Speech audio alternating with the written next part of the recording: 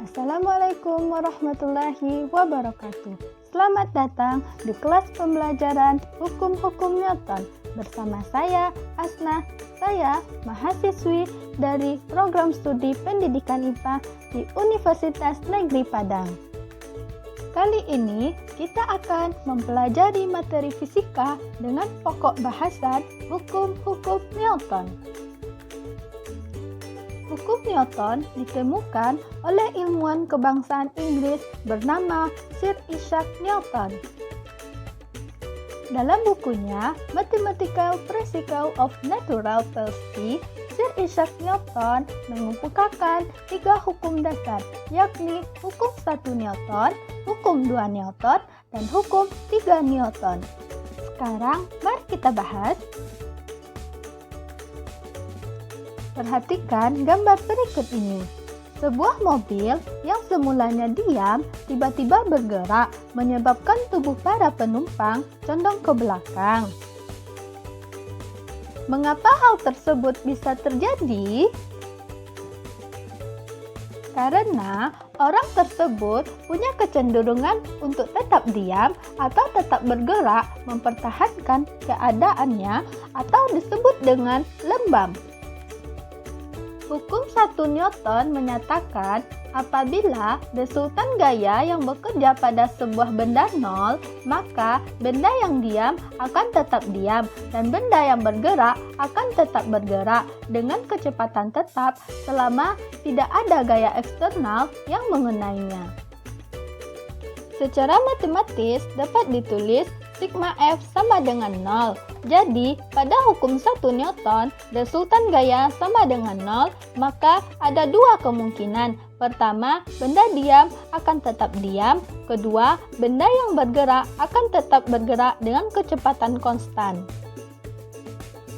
Contohnya, ketika sebuah benda di atas meja, jika tidak ada gaya yang mengenai benda tersebut, maka benda tersebut akan tetap diam. Contoh selanjutnya, ketika di atas mobil yang sedang melaju, tiba-tiba ada seekor sapi yang melintas, maka pengemudi otomatis akan merem mendadak. Otomatis, tubuh kita terdorong ke depan karena kita berusaha untuk mempertahankan posisi semula. Selanjutnya, ingatkah kamu dengan percobaan mendorong meja, apakah ada perbedaan antara mendorong meja sendiri dengan mendorong meja bersama dengan temanmu? Pasti pada saat kamu mendorong meja berdua dengan arah yang sama, maka meja akan cepat bergerak dibanding dengan mendorong sendiri. Mengapa demikian? Karena gaya yang diberikan kepada meja lebih besar dibanding dengan sendiri, di mana kamu mendorong dengan gaya 100 Newton, sedangkan dengan bersama temanmu dengan gaya 200 Newton.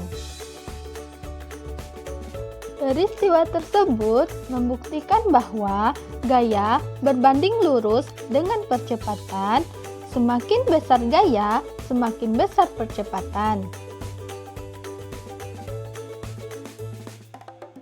Nah, bagaimana jika kamu mendorong sebuah lemari?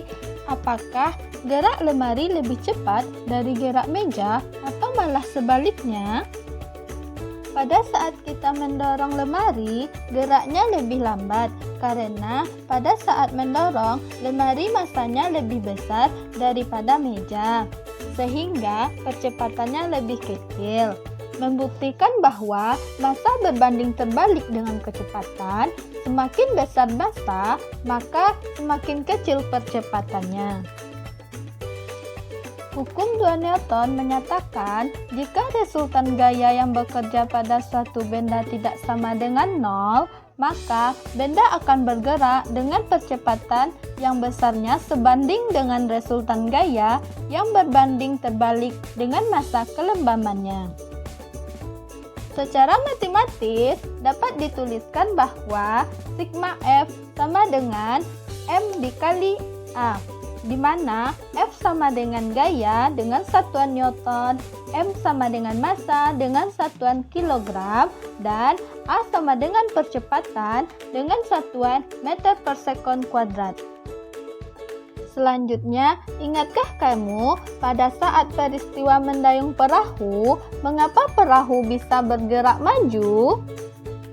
Karena ketika saat menggayung perahu ke arah belakang, maka perahu itu akan bergerak ke depan. Jadi, gaya aksi yang diberikan melalui gayungan akan menghasilkan gaya reaksi yang berlawanan arah. Reaksinya yaitu perahu akan bergerak maju atau berlawanan arah dengan gaya yang telah diberikan. Hukum 3 Newton menyatakan bahwa ketika benda pertama memberikan gaya aksi kepada benda kedua, maka benda kedua akan kembali memberikan gaya reaksi yang besarnya sama kepada benda pertama, namun arahnya berlawanan. Secara matematis, F aksi sama dengan negatif F reaksi. Baiklah, mungkin hanya ini yang dapat saya sampaikan. Jika ada kesalahan, saya mohon maaf. Terima kasih. Semoga bermanfaat. Wassalamualaikum warahmatullahi wabarakatuh.